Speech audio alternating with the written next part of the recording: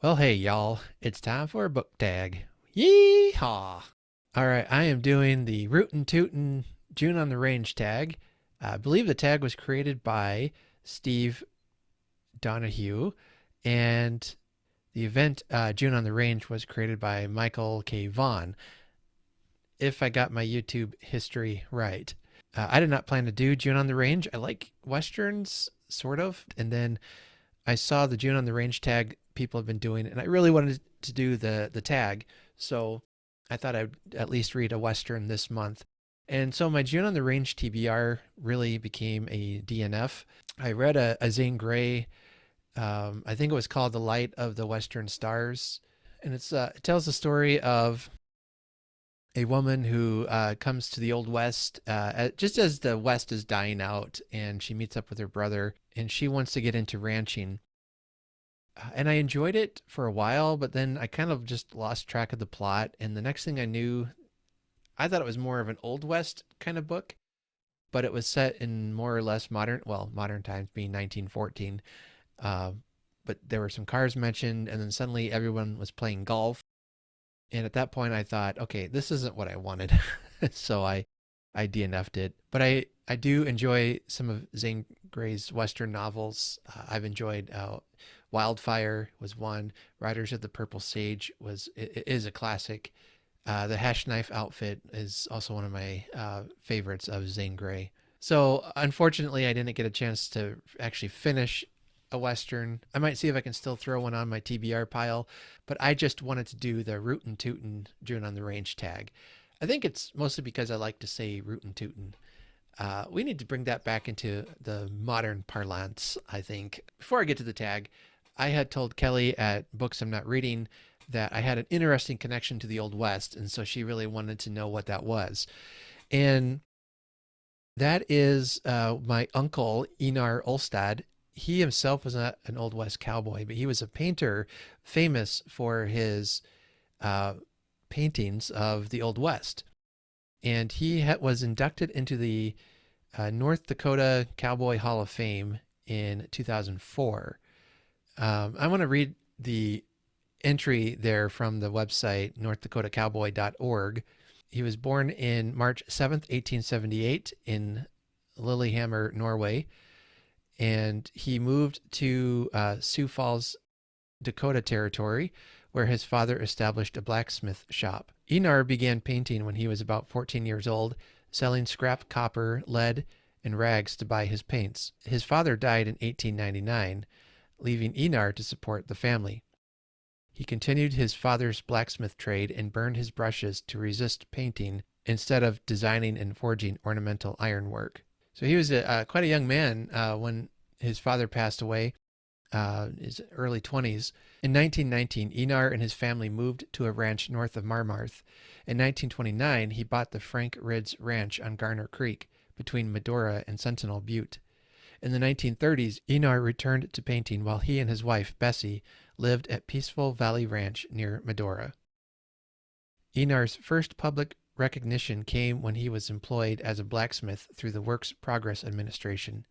In 1937, he was asked to cut out a wrought iron silhouette of a rearing horse and rider for the entrance piers at the South Unit of Theodore Roosevelt National Park. And then later he and some other blacksmith helpers made two horses for the North Unit entrance of the TRNP. In 1940, he studied mural painting at the Leighton School of Art in Milwaukee. 2 years later, he studied there again. These few months comprised his only formal training. Among Einar's paintings are Drought of 36, depicting a starving young calf beside its dead mother, and To Greener Pastures, later accepted by the National Exhibition of American Art in New York City. Einar's first major one-man art show opened in 1942 at the St. Charles Hotel, Dickinson, with many shows and honors to follow, such as an American Artists Professional League Citation Award, a showing of his work at the New York World's Fair, and being featured in the September 1951 National Geographic article, North Dakota Comes into Its Own. Einar died March 6, 1955, at his Sentinel Butte Ranch. So that's a little bit about my great uncle. maybe great uncle. I forget quite the connection. He is an uncle on my dad's side. My dad's mother's uncle, I guess is how that worked out. And she actually got a painting of his as a graduation present when she graduated high school that is still in our family. I believe my dad has it right now. And he again is known for his painting of Old West scenes. And I love his story, though, that he was willing to, I mean, literally burn up his paintbrushes and paints in order to be focused on helping to support his family. Um, he put aside what he wanted to do in order to take care of them. And I think that's a remarkable sacrifice.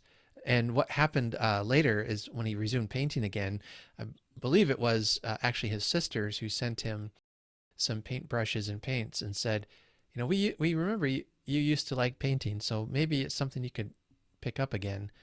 And well, the rest is history. So that's a little bit about my family background for you.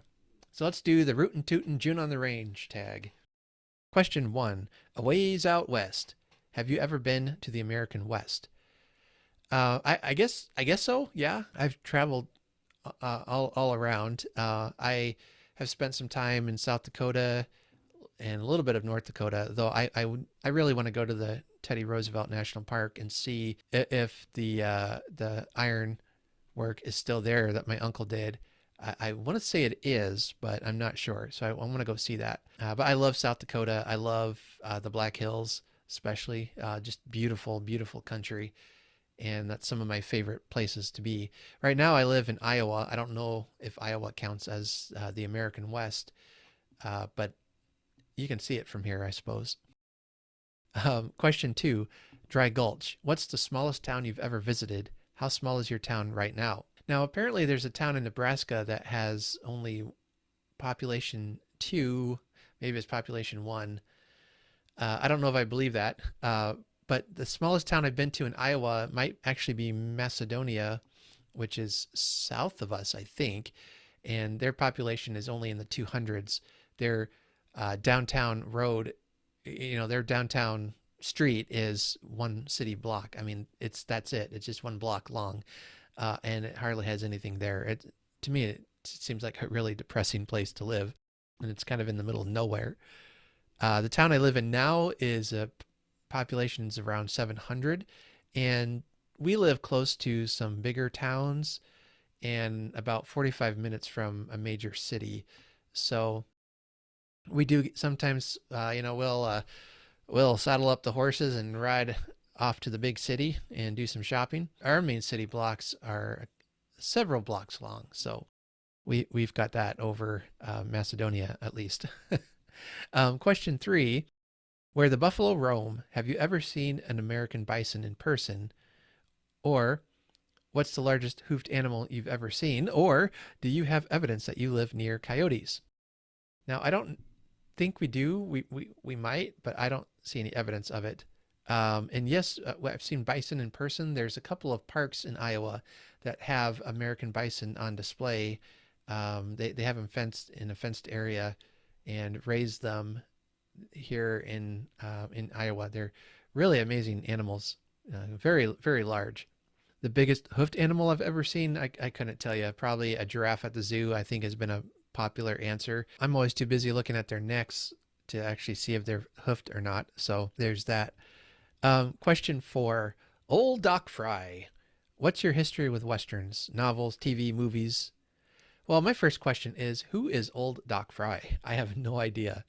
And I tried to look him up online, and I didn't really find anything that would imply who this person is. So if somebody could tell me who Ol Doc Frye is, I'd really appreciate it. But my history with Westerns, I started reading them in high school and quickly found Zane Grey and enjoyed Zane Grey. I've read some Louis L'Amour and have had middling enjoyment of him.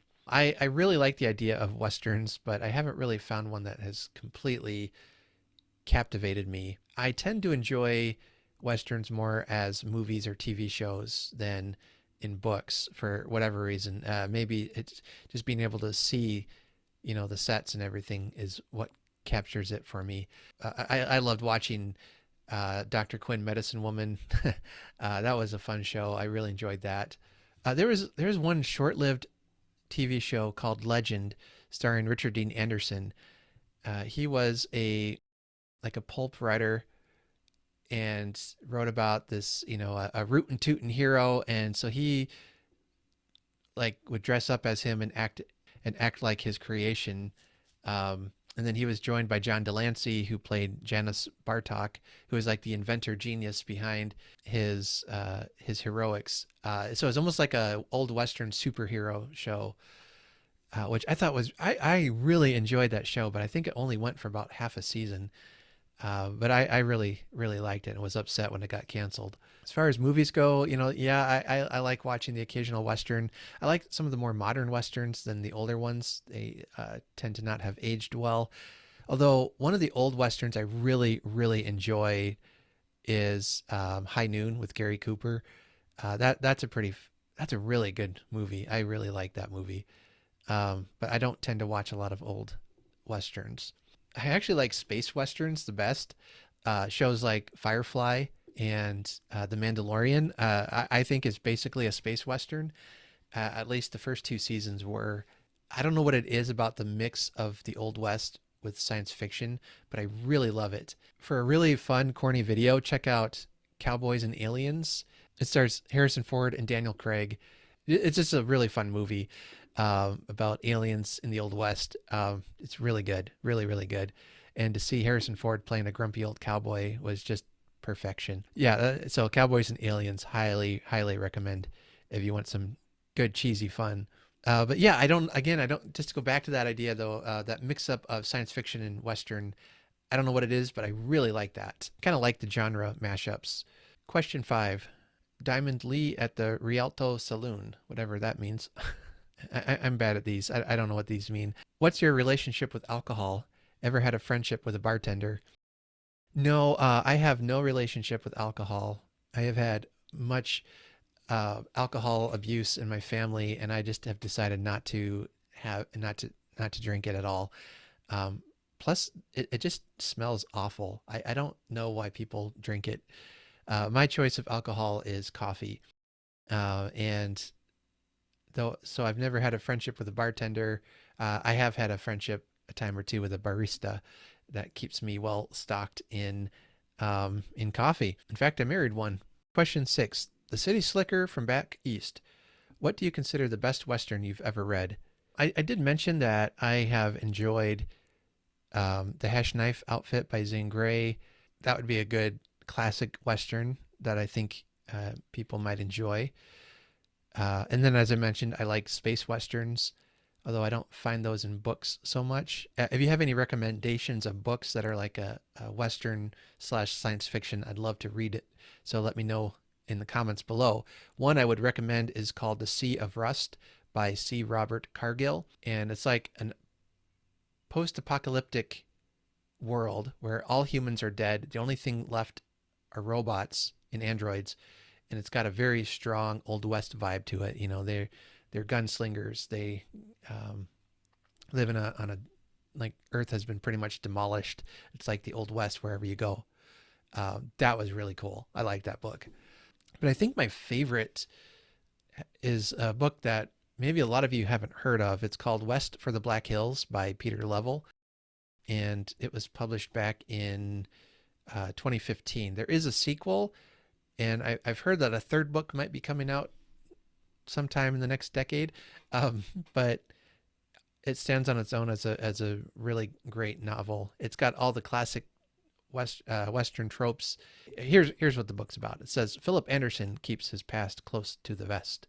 Not many people in Mitchell, a small town in the Dakota Territory, would understand him living with the Sioux Indians who rescued him as a boy. Haunted by the murder of his parents as they traveled west in their covered wagon, he knows it wasn't Indians who killed them, and his many unanswered questions about that night still torment him. His only desire is to live quietly on his homestead and raise Arabian horses, until he meets Anna, a beautiful young woman with secrets of her own. Is it his eerie and unusual wolf eyes that draw Anna to him? Falling in love was not part of his plan. Can Philip open his heart and tell her how he feels before it's too late? With Anna a pawn in the corrupt schemes brewing in Mitchell, Philip is forced to become a reluctant gunslinger, even as his inner battle gets in the way. Will Philip's uncannily trained horses and unsurpassed sharpshooting skills help him free Anna and find out what really happened to his family out there in the wilderness? So I would recommend that book and its sequel, Shadow of Devil's Tower. Both really good books that kind of complete a story. So it doesn't leave you hanging too much. There's some great scenes with real life historical characters such as Teddy Roosevelt and Abraham Lincoln. There's a really excellent love story at its heart, and the action scenes are just perfection. It's basically everything I want in a Western novel. So I would really recommend that. Question 7, The Man with the Badge. Have you ever been in charge of other people? What's the most authority you've ever handled? Would you be good at it? Yeah, I've been in charge of people. I don't like it though. Well, I find leading to be uncomfortable. I much rather follow, but yeah, I have been in charge of other people. I'm not one that craves authority. I'm happy to give it to somebody who's capable and just let me do my own thing. I'll be in charge of myself. Question 8, The Tombstone Kid. Have you ever fired a gun, been a gun aficionado, or been shot? I have not been shot. I am not a gun aficionado. And yes, I've fired a gun a few times. And I actually owned a handgun for a short while, but then I ended up getting rid of it, which caused me no end of frustration because I had been given it as a gift and I really didn't want it. And after a while, I was able to get rid of it legally. But I was kind of unsure how to get rid of a gun legally, and I wanted to make sure I did that. I am not a gun aficionado, and in fact, I'm going to sound a little bit like a liberal here, but I feel like America especially is a little too gun obsessed for its own good. So, but that's my thoughts, and I understand why people would want to have one. And it does provide protection, but they've also caused a lot of heartache. So maybe we can cool it a little bit on the gun front, but in an Old West story, you got to have the 6-shooter, and there's something just cool about, strapping a 6-shooter to your hip and strutting around in your big old hat. Yeah, I'm not a cowboy. You might have guessed. Question 9. It ain't the bullet that gets you, it's the fall. How would you ideally like to cash in your chips? Well, speak for yourself. I want to live forever. I don't know. Like the thought of picking a way to die kind of unnerves me a little bit. I suppose I want to be really, really old. Have just finished the last book on my TBR list, and I have nothing else left to read. But if I were to really think about it, I suppose, truly the best way to go out is quietly in my sleep, like my grandpa, and not yelling and screaming in horror like the other people in his car. Okay, sorry. Yeah. That's an old joke, but a good one. But truly, yeah, it would be something wonderful to just be, fully still with your full mind, things like Alzheimer's or dementia hasn't set in yet. And you're just surrounded by your family and you pass very quietly and peacefully. I had the privilege recently to be at the bedside of someone who passed away due to old age. And that's how she went. She was in the hospital. Family was around her. Her grandkids were around her. And, they were singing hymns to her. It was just a very gentle and peaceful way to go. And I can't say that was a bad way. That's pretty good. Okay, question 10. Tag some owl hoots. I have no idea what an owl hoot is. And I don't know who to tag because June's already almost over. And I'm late to the game on this anyway. So let me know if you've done this tag. I've really enjoyed watching this and getting to know some of you through this tag. All right, well, that went longer than I expected. Well, that's my sad attempt at the Rootin' Tootin' June on the Range tag. Let me know what you're reading this month. If you're participating, recommend to me some good Westerns. If you know Westerns that are like genre mashups, like a Western mystery or a Western science fiction novel, I'd love to read some more of those. So let me know in the comments below. And so until next time, hi ho silver. I would last 5 minutes in the Old West, maybe. All right, take care.